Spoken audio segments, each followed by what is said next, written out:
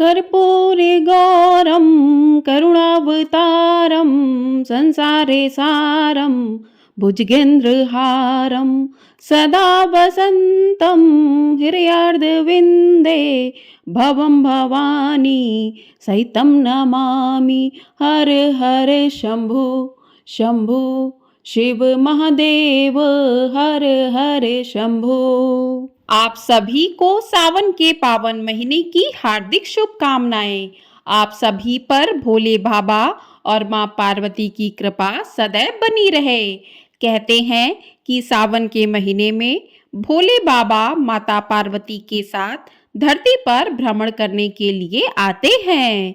इस दौरान वो अपने सच्चे भक्तों पर अपनी कृपा भी करते हैं। सावन महीने में भोलेनाथ के साथ माता पार्वती की पूजा करने से जीवन के सभी कष्ट दूर हो जाते हैं और भक्तों की सभी मनोकामनाएं भी पूर्ण होती हैं। सावन में सोमवार व्रत, उपवास और पूजा का विशेष महत्व है।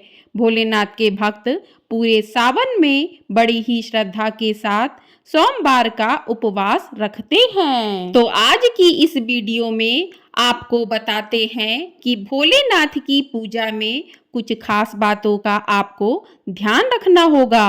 वो खास बातें क्या क्या हो सकती हैं, किस प्रकार से आप सावन सोमवार की पूजा कर सकते हैं। यदि आप प्रदोष काल के समय में, प्रदोष काल का समय भगवान शिव को उतना ही प्रिय होता है जितना कि सोमवार का दिन या महाशिवरात्रि का दिन।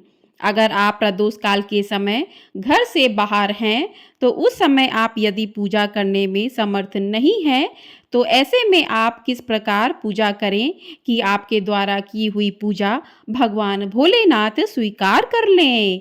किस प्रकार से शिवलिंग पर जल अर्पित करना चाहिए, शिवलिंग पर बेलपत्र चढ़ाने के नियम क्या हैं, कौन सी सामग्री भगवान शिव को अर्पित करनी चाहिए, कितने परिक्रमा करने चाहिए, सावन के सोमवार व्रत में कौन सी गलती नहीं करनी चाहिए। जो भी भक्त सोमवार का व्रत करते हैं वो किस प्रकार का फलाहार कर सकते हैं, इन सभी बातों की जानकारी आज की इस वीडियो में प्राप्त करेंगे। तो वीडियो शुरू करने से पहले आपने यदि चैनल को सब्सक्राइब नहीं किया है तो चैनल को सब्सक्राइब अवश्य कर लें। आपको हमारे चैनल पर सावन मास में प्रतिदिन सावन महात्म्य की कथाएं सुनाई जा रही हैं, तो उन कथाओं को भी अवश्य सुने और चैनल को सब्सक्राइब जरूर कर लें। तो सबसे पहले बात करते हैं कि शिवलिंग पर जल किस प्रकार से चढ़ाना चाहिए। जल चढ़ाने की विधि के बारे में जानते हैं। तो शिवलिंग पर जल चढ़ाने के लिए आपको स्टील या तावे का बर्तन प्रयोग नहीं करना चाहिए। पीतल के बर्तन में आप भगवान शिव को जल अर्पित कर सकते हैं। यदि आप भगवान का दूध से अभिषेक करते हैं तो तांबे या पीतल के बर्तन से अभिषेक नहीं करना चाहिए। कहते हैं कि पीतल या तांबे में दूध छीड़ हो जाता है, तो आप स्टील के पात्र से भगवान शिव का दूध से अभिषेक कर सकते हैं। आप जिस भी लोटे से भगवान शिव का अभिषेक करते हैं, याद रखिए कि उसका मुख जो है वो छोटा होना चाहिए। इससे रोग दोष जो हैं दूर होते हैं। अब जानते हैं शिवलिंग पर जल किस प्रकार से अर्पित करना चाहिए। शिवलिंग पर जल सबसे पहले जलहरी के दाईं ओर चढ़ाएं, जिसे भगवान गणेश जी का स्थान माना गया है।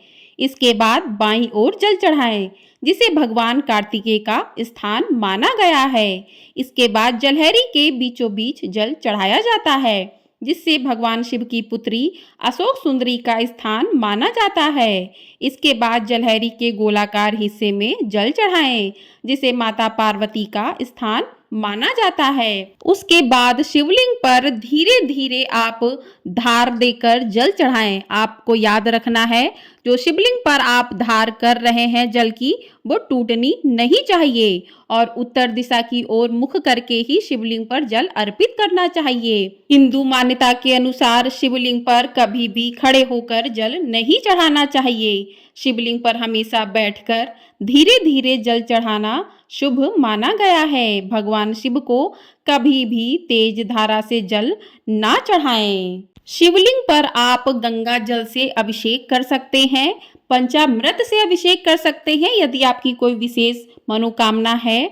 आप शिवलिंग पर भस्म से भी अभिषेक कर सकते हैं और अभिषेक करते समय आपको मौन नहीं रहना है।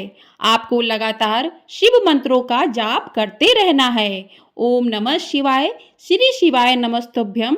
तो इस प्रकार से आप भगवान शिव को जल अर्पित करते समय इन बातों का विशेष रूप से ध्यान रखकर ही जल अर्पित करें, तभी भगवान शिव आपका जल ग्रहण करते हैं। कहा जाता है कि बेलपत्र भगवान शिव को बहुत अधिक प्रिय हैं। उसके बिना भगवान शिव की पूजा अधूरी मानी जाती है।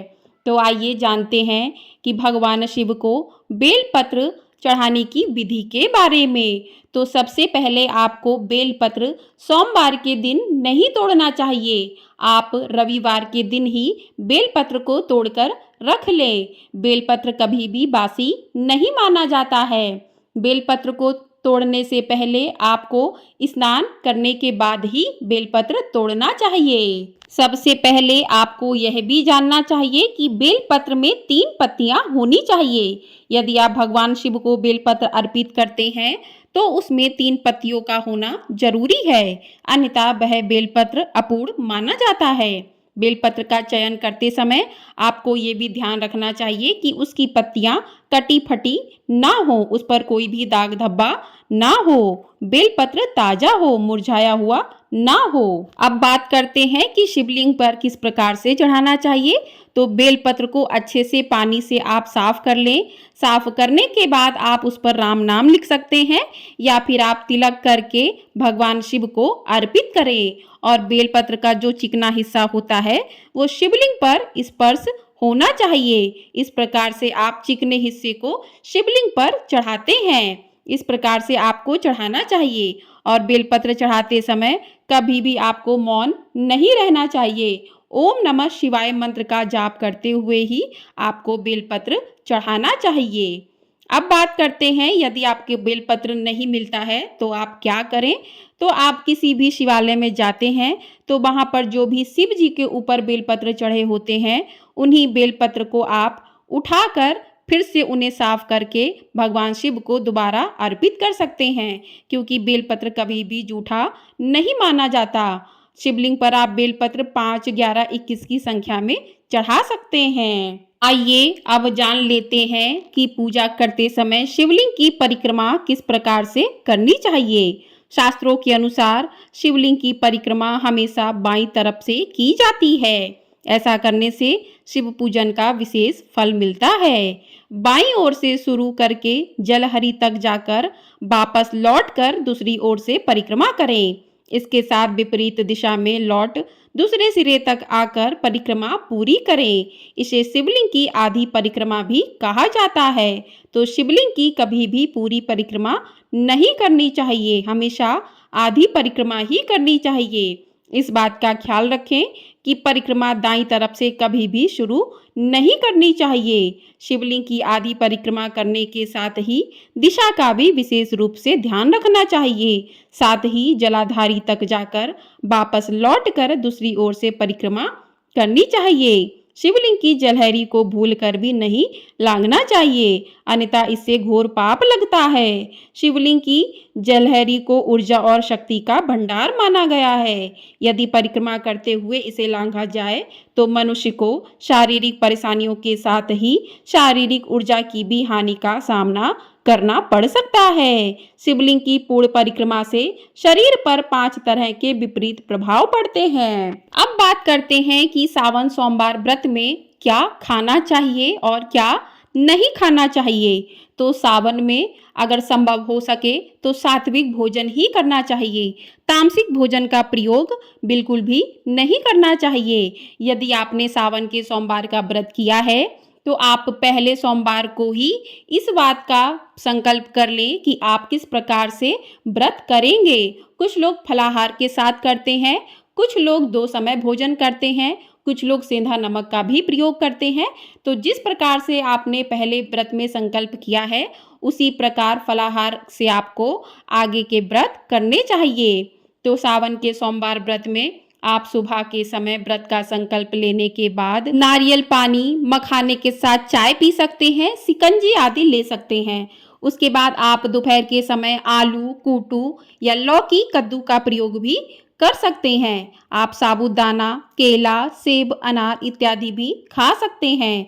याद रहे कि चाय, कॉफी, तली हुई चीजों का प्रयोग कम से कम करना चाहिए। सावन महीने में व्रत रखने वाले को बैगन, मूली, कटहल, हरी सब्जियां, मांस, मछली, दूध, दही, कढ़ी आदि का सेवन बिल्कुल भी नहीं करना चाहिए। आप अपनी सामर्थ्य के अनुसार फलाहार का संकल्प ले सकते हैं।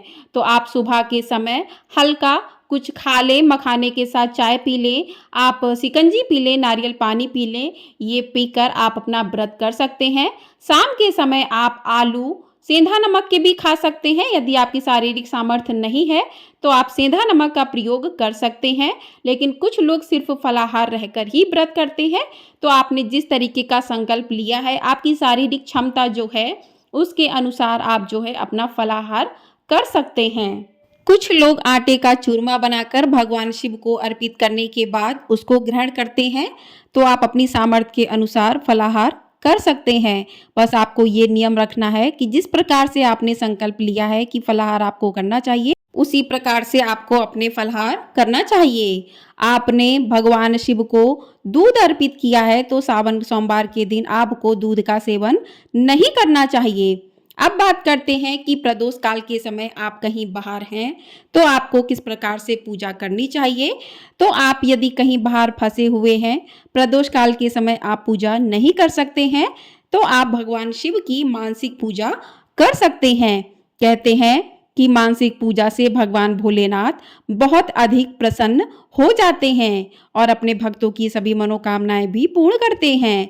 उसके बाद आप घर आकर अपना विधिवत पूजन कर सकते हैं। सावन के सोमवार का व्रत करने वाले भक्तों को सावन सोमवार व्रत कथा का पाठ भी अवश्य करना चाहिए। ऐसी मान्यता है कि सावन सोमवार व्रत में कथा का पाठ किए बिना व्रत का पूर्ण फल प्राप्त नहीं होता है। तो यदि आपने सावन सोमवार का व्रत किया है तो व्रत की कथा को भी अवश्य पढ़ें अथवा सुने। यदि संभव हो सके तो दोनों समय सुने, यदि संभव नहीं है तो एक समय तो अवश्य सुनिए। भगवान शिव की कपूर के साथ सोमवार के दिन भगवान भोलेनाथ की आरती भी जरूर करनी चाहिए। और आपको इस दिन शिव मंत्रों और माता पार्वती के मंत्रों का भी जाप जरूर करना चाहिए। पहला मंत्र है ओम त्र्यंबकम यजामहे सुगंधिम पुष्टिवर्धनम उर्वारुकमिव वंदनान मृत्युर्मुक्षीय मामृतात्। दूसरा मंत्र है ओम नमः शिवाय। माँ पार्वती का मंत्र है ओम पार्वती पतये नमः। श्री शिवाय नमस्तभ्यम। ओम तत्पुरुषाय विद्महे महादेवाय धीमहि तन्नो रुद्र प्रचोदयात्। इस मंत्रों का आप जाप कर सकते हैं। कहते हैं कि भगवान भोलेनाथ के मंत्रों का जाप करने से भगवान भोलेनाथ शीघ्र ही प्रसन्न होते हैं। ओम उमा महेश्वराभ्याय नमः। इस मंत्र का भी आप जाप कर सकते हैं। तो सारी विधियां जान ली हैं। अब जानते हैं सावन सोमवार के दिन पूजा किस प्रकार से करनी चाहिए। तो ब्रह्म मुहूर्त में सुबह जल्दी उठकर स्नान आदि से निवृत्त होकर स्वच्छ वस्त्र धारण करें। भगवान भोलेनाथ की पूजा में हल्के रंग के वस्त्रों का प्रयोग करना चाहिए। उसके बाद अपने मंदिर में दीपक जलाएं और भगवान शिव का व्रत का संकल्प लें कि आज आपने सोमवार का व्रत किया है। हे भोलेनाथ माँ पार्वती, मेरे व्रत को पूर्ण करने में मेरी मदद करें। इस प्रकार से आप पूजा अर्चना करने के बाद कुछ लोग सुबह के समय ही पूजा करते हैं, ऑफिस वगैरह जाने वाले लोग। और यदि आप प्रदोष काल में पूजा कर सकते हैं तो बहुत ही ज़्यादा शुभ माना जाता है, क्योंकि प्रदोष काल का समय भगवान शिव को अति प्रिय होता है। उसके बाद शाम को प्रदोष काल के समय भगवान शिव का विधिवत पूजन करें।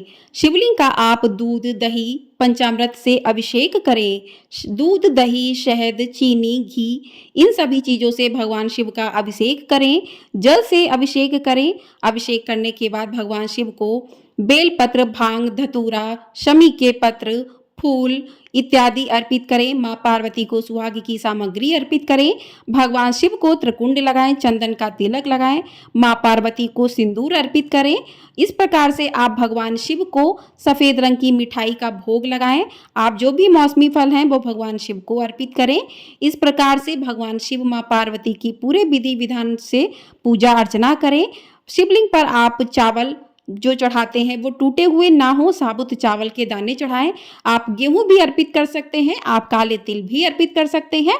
तो इस प्रकार से आप विधिवत रूप से भगवान शिव की पूजा अर्चना करें। धूप दीप नैवेद्य अर्पित करें, भगवान शिव के सामने दीपक जलाएं और सोमवार व्रत की कथा का पाठ भी अवश्य करें। उसके बाद भगवान शिव की आरती करें।